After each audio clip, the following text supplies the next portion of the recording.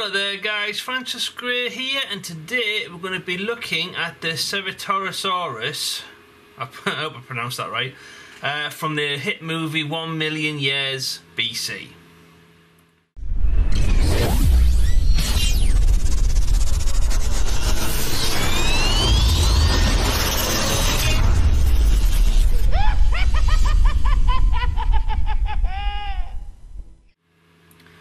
Okay guys, so I'm going to have to apologise in advance because I find it really hard to pronounce Ceratosaurus or Ceratosaurus, or I know I'm butchering that, so apologies in advance. But basically this was, I believe, a real dinosaur, and it was featured in the movie 1 Million Years B.C, which obviously featured the classic Raquel Welch.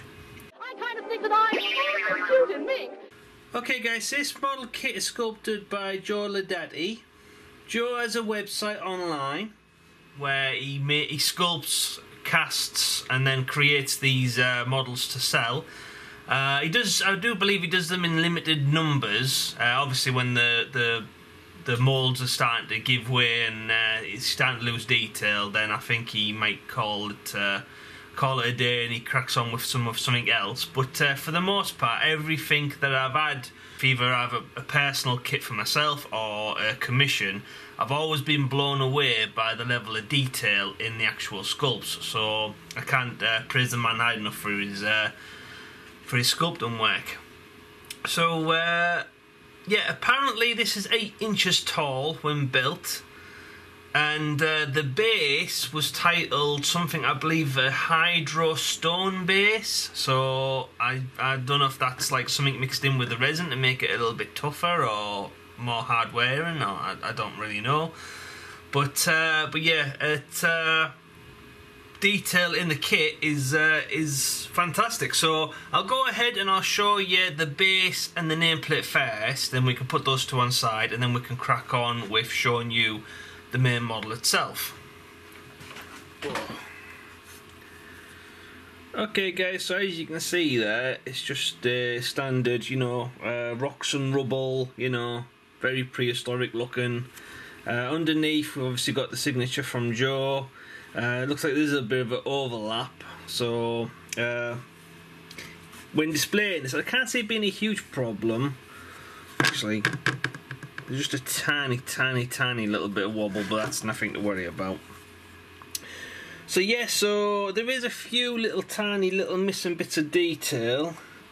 I'll just get my pointy stick.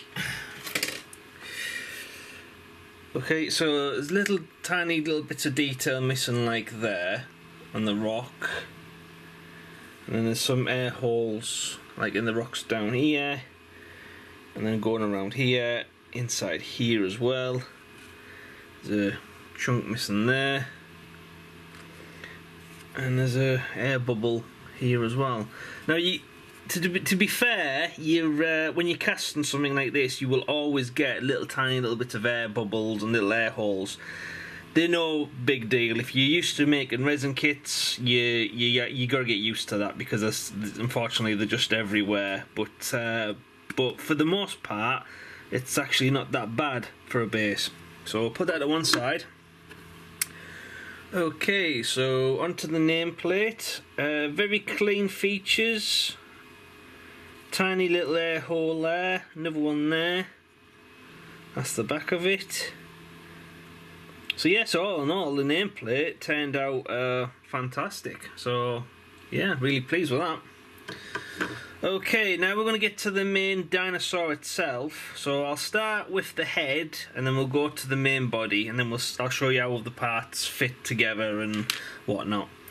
So the main dinosaur's head, as you can see there. Now it's got a detachable jaw. Now the reason why that is so you can paint this up separate and then glue it in after the fact. But because it would be a nightmare to get in there and paint all these teeth and the tongue and do a good job on it. Now the only problem, even though it is a really good fit, there is a slight gap either at the top or on the bottom. Now me myself, I'll model it from the top and have a gap underneath. because that way it makes him look a little bit like a ventriloquist dummy, I suppose, with this extra gap coming back here. So yeah, so how you get around that is basically you just make a bit of Aves epoxy clay or a bit of milliput, stick it on inside here or here, and then basically just push it in place, and then take away the excess that overflows or overlaps. Leave it to harden, and then carefully try and take this back off again. So yeah, so I'll be doing that in the actual build-up. So if you're interested in seeing that, tune back in. So yeah, so getting back to the actual head.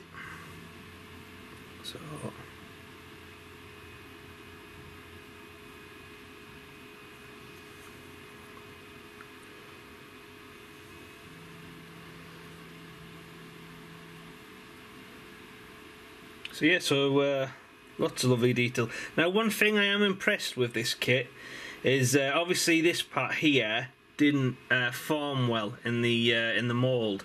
So most people or most kit companies just, oh well, the person who makes the kit, they can fix it. If he actually goes in with some Aves epoxy and actually re-sculpts the missing detail and tries to get the product back, you know, as it's meant to be. So I just think that's a nice little touch there. It just shows that he cares. So we'll see how that connects to the body. So as you can see there, it's just a straight connection. Some seam work will be needed. Will be needed to be done. So I'll put the head to one side. Now we're actually getting to the main body.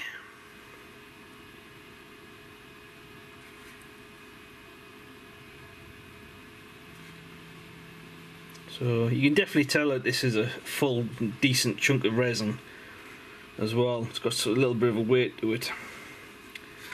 Bit of a seam line running underneath where the mould's joined. That you come to expect that. There's a little bit of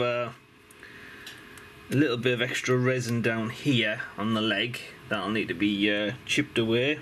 There's a little air hole bubble there. Same again. Must have sculpted this bottom piece because it didn't form right in the mould, and yeah, all in all, that has a lot of detail. Really nice.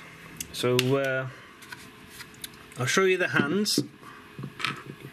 Okay, so I believe this is the creature's right hand or right arm, if you like. So yeah, so lots of lovely detail on that. Not much to clean up on that, just a little tiny bit of seam line. And this will be the creature's left arm, or left hand, if you like. So same again. Right, so how do they connect to the body? So obviously these little holes here. So this one looks like it more or less is a perfect fit. Just a tiny little bit of seam work need doing.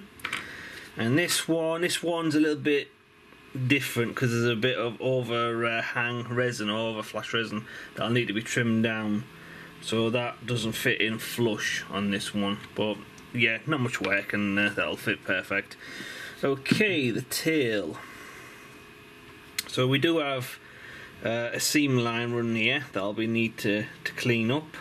There is a pretty bad disconnection from the top part to the bottom part here. So same again, milliput is your friend, or Aves epoxy, and then that obviously runs on the inside. So the tail does need a bit of work, but overall it's not the worst I've seen. It's definitely worth cleaning up. And as you can see there, it's not the best connection in the world. It's a little bit thingy. I could put that in the sander, I suppose, and try and get that a little bit flatter for a split second. But all in all, it's no big deal. It just means a little bit of extra seam work. Okay, now let's get to the feet. I'm not right too sure which one's which. I think... Is that right? Or is that right? I think Right, I think that is for that. So as you can see, it's a straight connection, so that'll need to be pinned, and I'll need to add some pins into the feet. Now it's probably worth me doing that first before I connect them to this. So yeah, so getting back to the feet itself.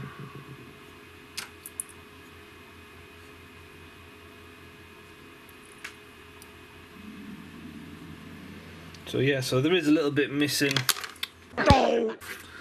So there is a little bit missing here, as you can see. That's a simple, just milliput Aves epoxy fill up. No big deal for that one. And then that, I think, goes on there. I'll have to have a play around with these feet and see which one's which, because I'm not right too sure how it's supposed to. I don't think that's right, is it?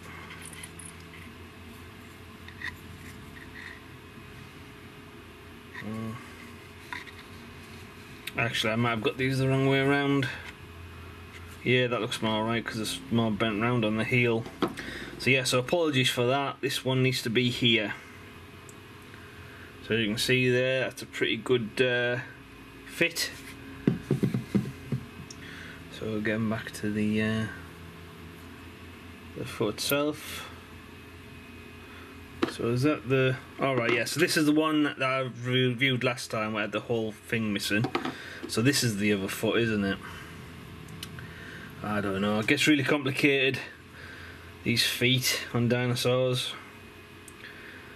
So yeah, so all in all, I really like the look of this. So how many pieces do you get? So it's 1, 2, 3, 4, 5, 6, 7, 8, 9 and 10.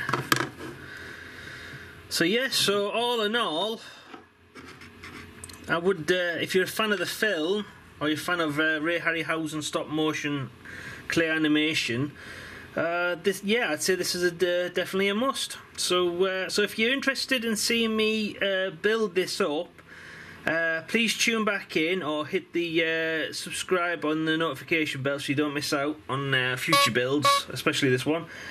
And yeah, all in all, I'm really interested in seeing how this one comes together. So yeah, see you in the build-up video. So see you in the next one.